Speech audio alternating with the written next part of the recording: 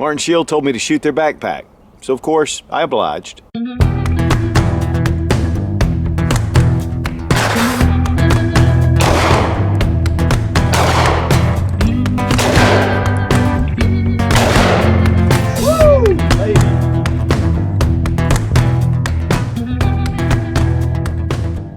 With the advent of Kevlar and a lot of other technology, there are ways to defend yourself in an active shooting situation.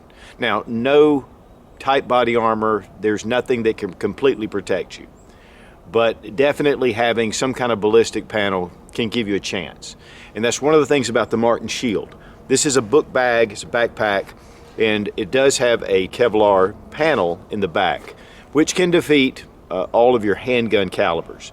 So it does give you a fighting chance. Guys, the bag is actually a really very well built bag, and it's got a very smooth finish. It's not tactical at all. It only comes in the black. And we're going to go through the features, but one of the things I want to talk about is the limitations of this bag. This is it's level 3A body armor. It's certified, and 3A will stop all the way up to 44 Magnum.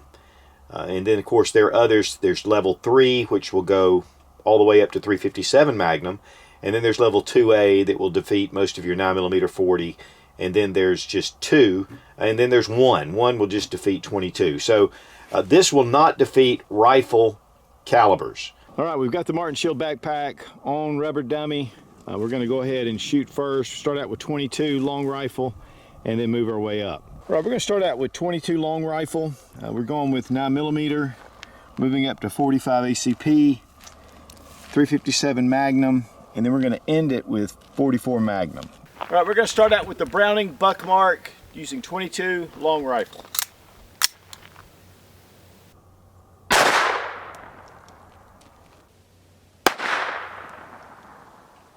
All right, right here is the bullet impact. Of course, no exit, and we would expect that. Panel's back here in the back. Yep. So the bullet made it to the plate.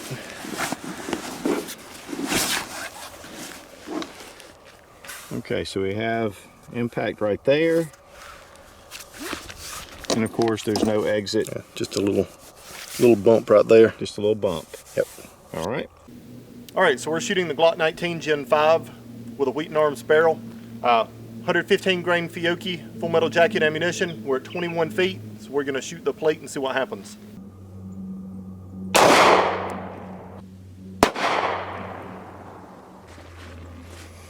Okay, 22 here, 9mm right there.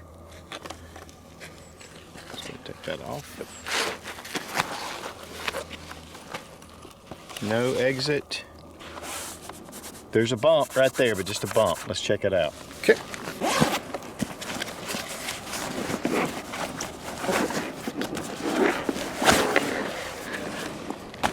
Well, we already see there's no exit. There is a bump. Okay, turn it around and see what it's. Now we're going to dissect this later. I'm going to cut this open once we get all the rounds put in. Next, we're going with 45 ACP. This is in a Rock Island Armory. It's their compact tactical 2, and just see what it does.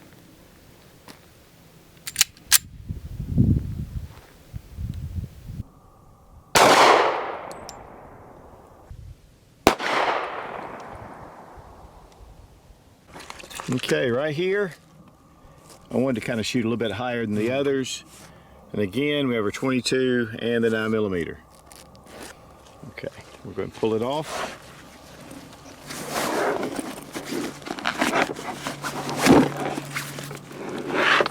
Okay, there's our entrance hole here. Again, 22 and then 9mm. A little substantially larger. No exit. We do have a small bump. So we're good to go. Pretty cool. You can still see the projectile in the hole there. Oh wow, yeah. Catch it in the light just right. All right, so next we're going to be shooting the Sarcelmaz 38 in 357 Magnum. Let's see what it does.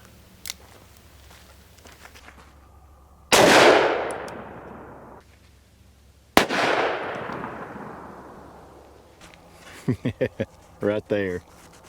Beautiful.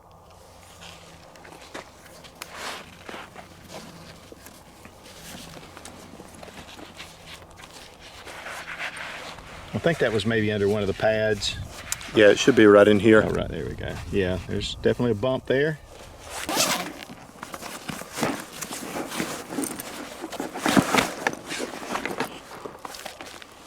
All right. I think I put it in backwards. Ah, okay. I was getting ready to say, I thought, oops, Houston, we have a problem. Robbie put this one in backwards. So here's actually the entrance hole.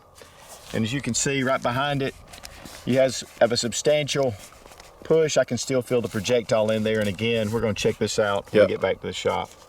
Yeah, a little cut in the fabric there. It actually split a little bit of the material. Yep. And then we've got the... Yeah, there's the 45 ACP 22 9mm. And then the bump over here for the 357 Magnum. Yes. We have the Ruger Super Blackhawk in 44 Magnum.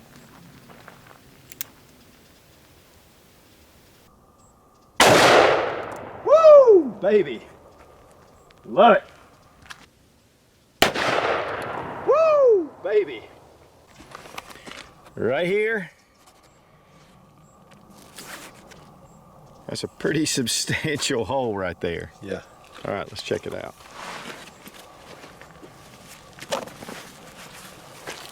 Wow, it even got some of the rubber dummy there. Must have been behind the pack. I can't really, can you feel it? Mm-mm. Okay, let's check it out.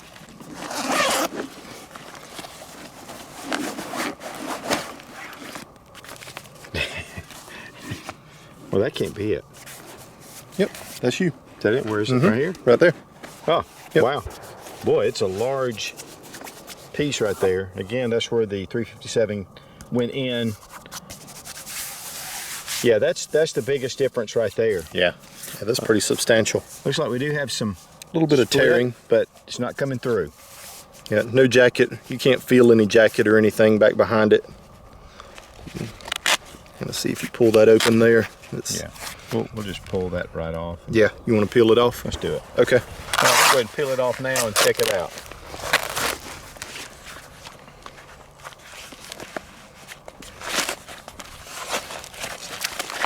Yeah, these are layers of Kevlar. Mm-hmm.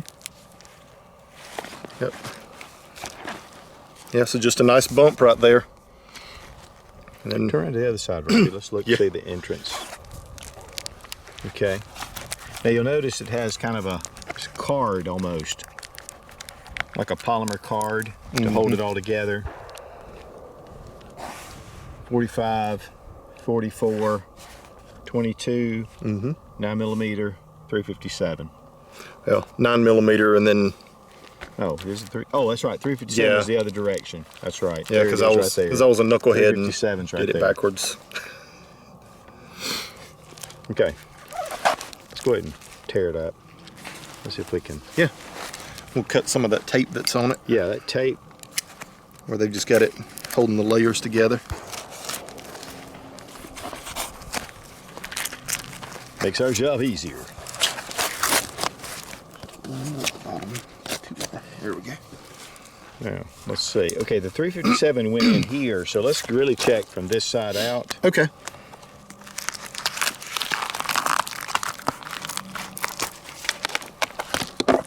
Oops, something just fell. 44 Magnum. No, I think that was 45 because 45. it's full metal jacket. Yep. Yep. So it definitely stopped it, mushroomed it. There's pieces of lead here and there. Okay, I still feel a bump right here.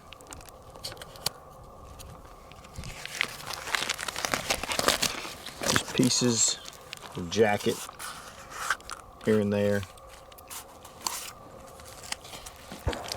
Yeah, so that would have been your 22. The 22. Yeah, just disintegrated on that second panel. Yeah, a little bit of penetration with it on the first panel, but most of it didn't even go through the first panel.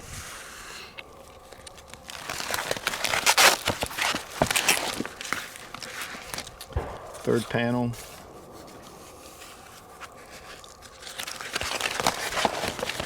Number of different layers here.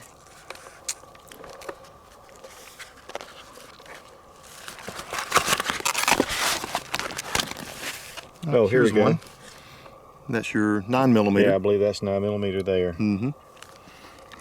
So that was 4 panels, 4 Kevlar layers that the 9mm went through. Okay. 5, 6, Okay. 7. 7.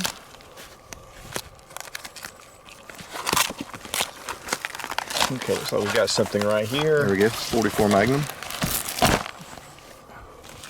Wow. Look at that. Well, that really mushroomed, didn't it? Good grief. That's the lead. And so this is the jacket. Mm-hmm. I'll have the ammunition. This was Federal, 158 grain, jacketed hollow point. That's pretty impressive. Pieces. Okay. So we've recovered 2 basically? No, we've recovered the 9, Mm-hmm. 45, 44 Magnum, and the 22 is just little parts. Yeah, these all little the way fragments around. are. Yep. So that's our. 357 Magnum is what we're lacking, I believe. Okay. All right. So we'll go from the other side for the 357 because that's I was right, a we went the knucklehead other and put that one in the wrong way. Yeah. Got one layer. Okay. 2 layers. Let's turn this around the lighting. Okay.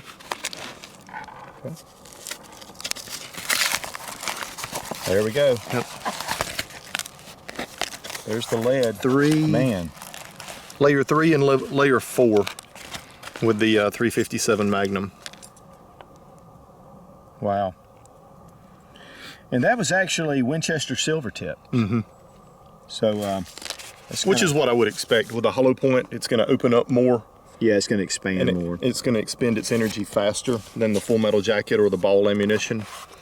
So, which is kind of what we saw.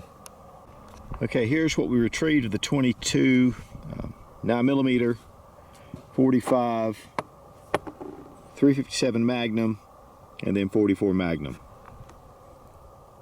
And it defeated all 5. Way to go, Martin Shield. With plenty of room to spare. Yeah, You know? yeah. There was still a lot of panels left. So the 44 Magnum didn't even penetrate halfway through the plate. So this soft armor is less than 50% penetration with a 44 Magnum. Very impressive. Yes. Now, one of the things about this bag, it has a really nice nylon finish to it. There's a lot of different compartments. You can just, the zippers seem to be really well done. They're not YKK, but it does have a separate color, which I really like. It gives you kind of that contrast by looking in here in all black. There's a lot of different pouches, pockets, pen holders, compartments for zippers. I mean, you can really organize a keeper, you know, with a small little detachable key ring, and it's really deep.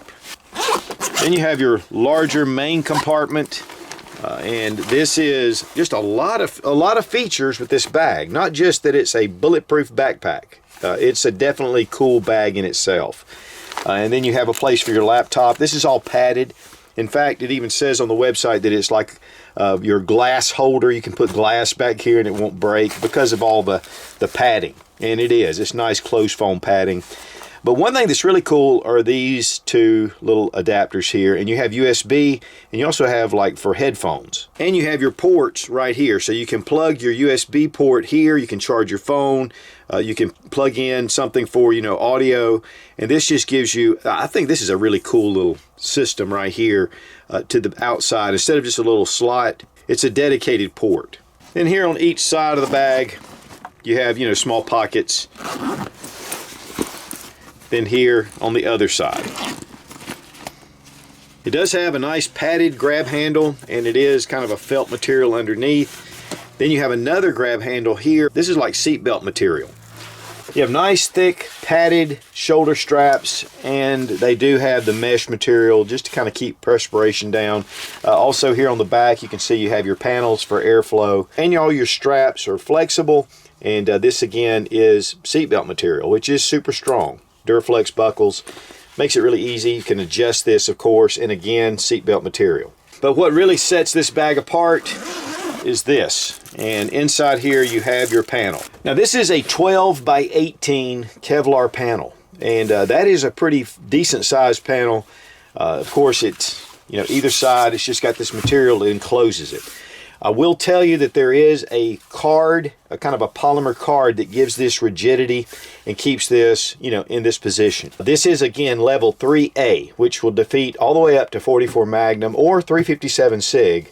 Once you get past that, you know, you're going to need to step it up to level 4. Now, guys, one thing that you can obviously do is to buy a soft panel, put it in a backpack, just like I've done with my computer bag. I have just a panel. It's a small panel. But those can still run fairly expensive unless you get some of the imported versions. And guys, unless I've seen those tested, I would not trust them. But I'm sure that some of them will hold up just fine. But really, this is about the panel. And if you're looking for a backpack, this is a great system. And we've done extensive testing with rifle calibers. And guys, I'll tell you, it's pretty enlightening. Now, this is 1/4-inch hot rolled steel. You can see the 9mm did not penetrate it. It just kind of dinged it a touch. But with 7.62 by 3.9 AK here and here, and then we have the 223 at 55 grain, it just zipped right through it. 308 obviously.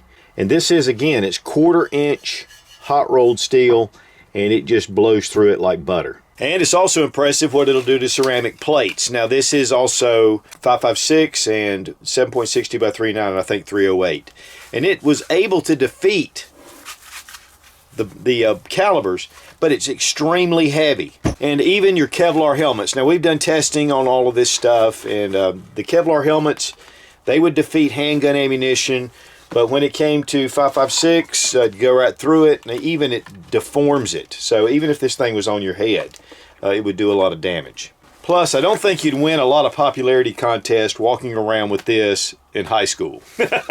And this has Kevlar plates in it, and of course you can get the AR500 plates like we have behind here. But this is extremely heavy, it's cumbersome, and this is ridiculous to have to wear this unless you're in a combat zone. Now, is it really an effective solution to have a ballistic panel in a backpack? I mean, that just protects your back, right? But one thing it does do is it gives you a fighting chance. You know, for one thing, if it is on your back and you're running away from, you know, gunfire, that could definitely help. If you're huddled up with a group of students, maybe you could put it, you know, in front of you. But, you know, definitely you have your front, you have your face. I mean, you know, there's no really foolproof way to protect yourself in an active shooter situation. But to me, this does give you a fighting chance. It gives you some chance. And so I think that there's a lot of validity to this. You know, I have a computer bag, and in there I have a Type 3 ballistic panel. You know, is it going to be foolproof? No, but it does, again, give me something. And so, you know, back in the old ancient times, in medieval times, you know, where they had a shield, the shield couldn't cover you altogether, but it definitely gave you something to put in front of you between danger. Now, the price on the Martin Shield backpack is $199, and they do ship free in the continental U.S. I'll have a link down below in the description. And I really appreciate Martin Shield for sending this and showing you guys another option, whether it's for you around town or for your kids in a book bag if they're going to school. You know, guys, I'll tell you, it's really sad that it's come down to this. But, you know, this, again, just gives you that fighting chance. So I want to thank Martin Shield for making this video possible. Be strong, be of good courage. God bless America. Long live the Republic. Woo, baby.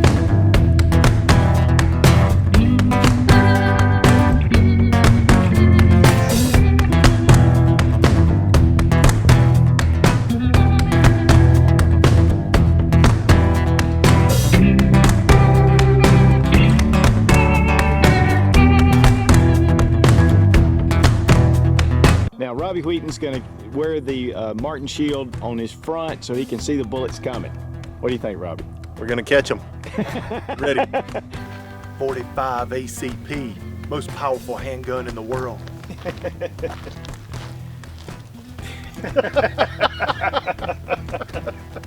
Hey, is that the concealed carry edition? To be able to just give you that, okay,